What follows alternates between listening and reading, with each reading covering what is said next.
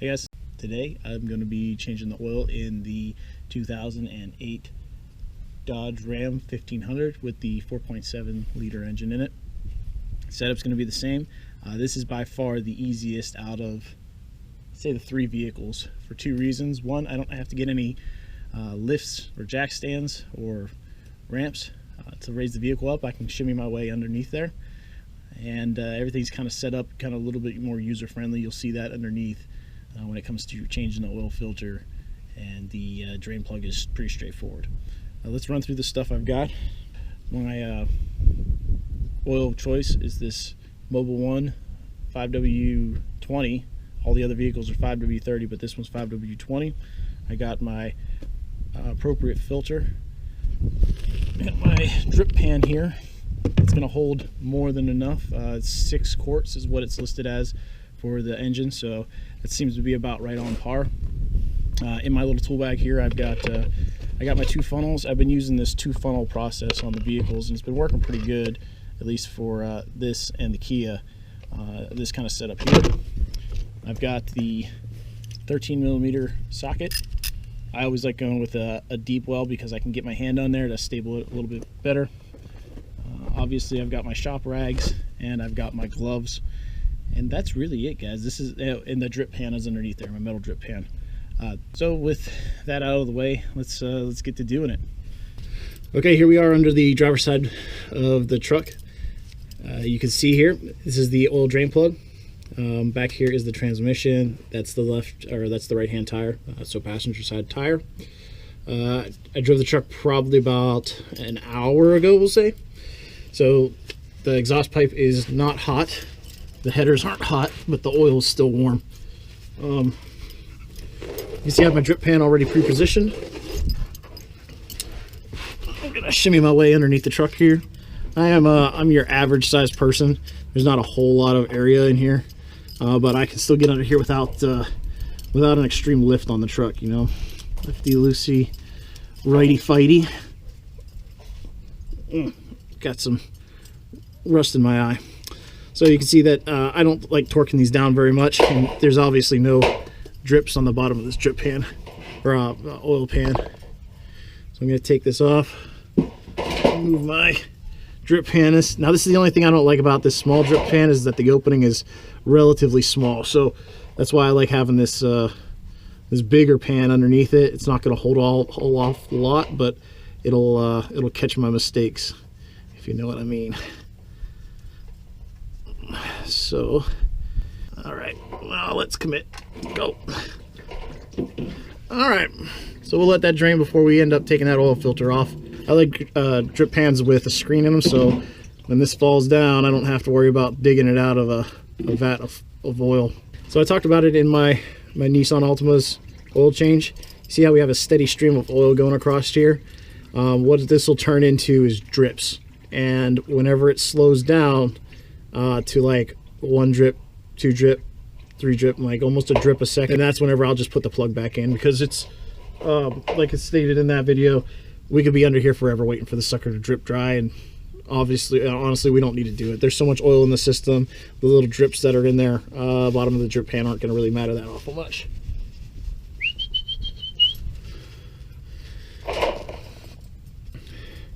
So here's about the 3rd stage, as I like to call it, of the dripping. We got a solid drip up here. It's about to turn into regular drips. And there we've slowed down to about a drip a second.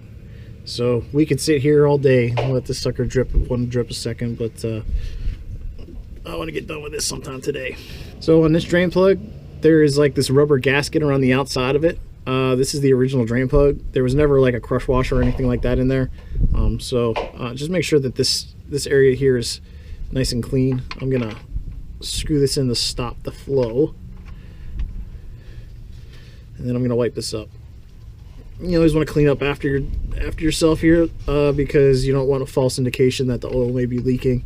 That's the one nice thing that you have whenever you do this yourself and you clean up after yourself, is that you're not always questioning that wet spot in the driveway or in the parking lot whenever you pull away, if that's you or if it's somebody else, and you know exactly where it might have come from. All right, lefty loosey, righty fighty. literally, and that's all I'm gonna give it. You can see my hand's kind of loose here, but that's literally all I'm giving that sucker for torque down. All right, now let's go, let's handle the oil filter now. All right, here we are. We're more towards the driver's side, looking towards the back. You can see right here, this is the oil filter. This is that drip pan I was telling you about right here. I'm gonna position my old drip pan to try to catch as much. I'm gonna get a gorilla, turn this sucker on there. Both hands now. How's the back of my head look? My male pattern baldness isn't in the back, it's on the front. Kind of where my hat rubs. I got my hand kind of braced up underneath it. It's gonna come running down my elbow if I don't move in a better position. Ooh, here it comes. I can feel the heat. Now look, see? That's a smart idea, putting a nice little drip pan right there. Now if I could just get my drip can underneath it, I'd just pour oil all over the place now. Be careful, because this sucker will come off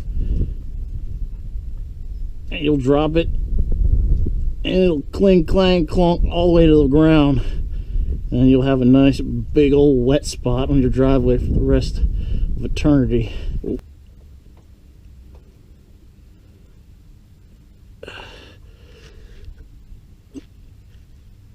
There we go. This bad boy's full of oil, of course, so just get it over your drain pan and pour it out.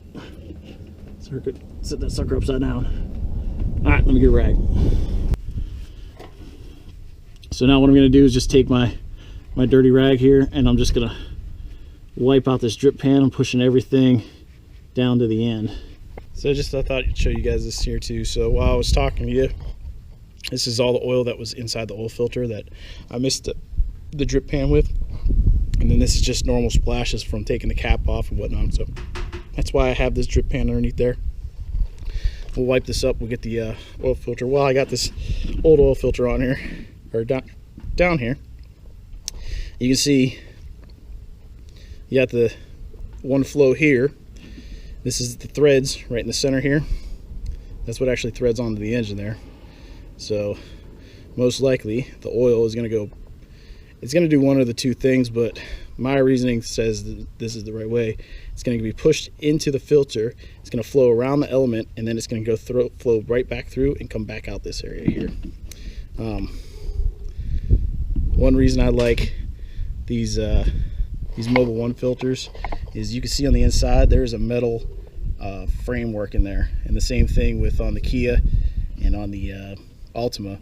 These filters just seem like they're built a little bit better than some of the other filter brands. My personal preference, I might pay a little bit more, but I've never had one of these filters let me down, and I don't think I ever will. But yeah, so let's get that new oil filter.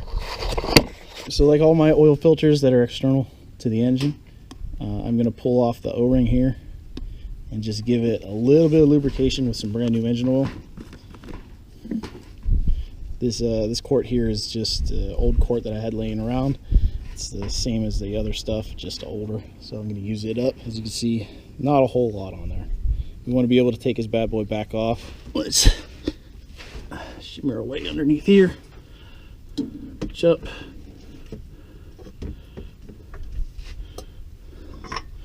So we're not trying to smoke this thing on there or get all the threading on at once.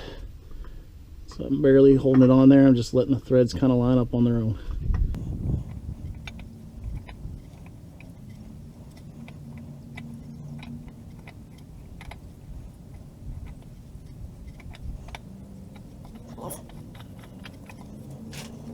Here's my two funnel method here. There's one, and then there's two. That way I don't have to bend down too awful far. So what I'm going to do is, because it's so low, I'm going to start with the larger 5-quart container, and then I'll finish up with the smaller because I can control that better. Alright, I'll show you guys this here.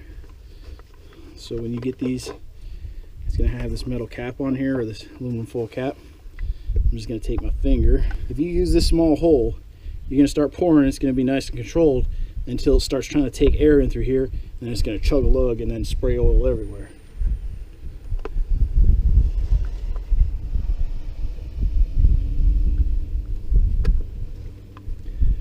So I've got this open, not halfway, but I'm going to control my flow, because the same thing will happen if I start pumping this sucker in. I know this entire 5 quarts is going to go in there, but I want to control it. So I've opened it up this far. I'm not going to pour it full bore. I'm just going to pour it to where it's a nice steady flow and air can come in and out and it doesn't bubble up. I got my rag ready for it here, just in case. There it goes. Let's see, a nice controlled pour. I'm not trying to dump it all in there at once. If I do that, then these funnels will back up. Then I'll be cleaning up a whole lot more oil than just a few drops somewhere.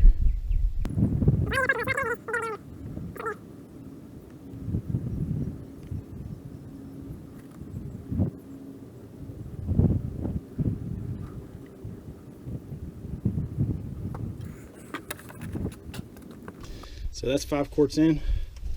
Let's pull our engine dipstick.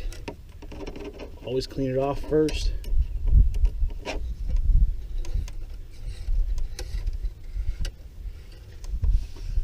Stick it back in. All right. Pull it out one more time.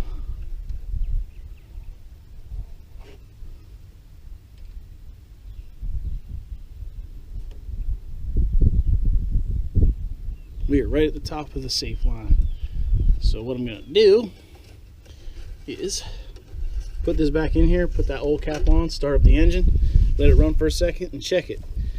I'll check it in about a week or so, or heck, I'll drive it to work tomorrow, and then I'll check it when I get to work and make sure it's good to go. That's why I like keeping 1 extra quart on hand in the vehicle. The older vehicles sometimes leak or they burn a little bit of oil off after a long time, so it's always good to have that extra quart in there just to bump it up. It's not going to save the engine, but keeping it topped off, you'll know where it's at and keep an eye on it. So that just about does it for servicing the oil in the 2009 Dodge Ram 1500 4.7 liter V8 engine. You got any questions, check out below. Like, you can subscribe if you want to, but I appreciate you all stopping by and hope I helped you out with something.